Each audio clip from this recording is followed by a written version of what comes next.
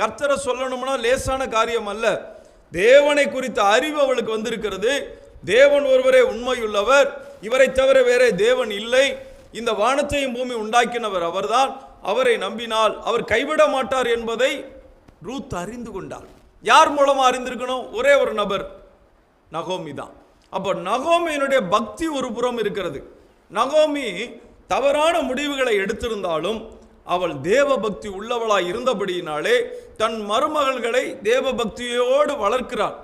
உங்களுடைய வாழ்க்கையில சரி, ஒருவேளை இன்றைக்கு ஏதாவது தவறான நிலையிலே அல்லது தவறான முடிவெடுத்து உங்களுடைய வாழ்க்கையில ஒரு போராட்டமான சூழ்நிலை நின்று கொண்டிருக்கிறீர்களா? நீங்க கூட சொல்லலாம், என்னை மாறாள்னு சொல்லுங்க, எனக்கு கசப்பாய் விட்டது என் வாழ்க்கை, நான் மிகுந்த போராட்டத்தின் நடுவில் இருக்கிறேன் என்று நீங்கள் சொல்வீர்களானால் இன்றைக்கு கர்த்தரிடத்தில் திரும்புங்க, கர்த்தரை சேர்ந்து கொள்ளுங்கள், கர்த்தரை சார்ந்து கொள்ளுங்கள், கர்த்தரோடு ஐக்கியப்படுங்கள். மறுபடியுமாக கர்த்தர்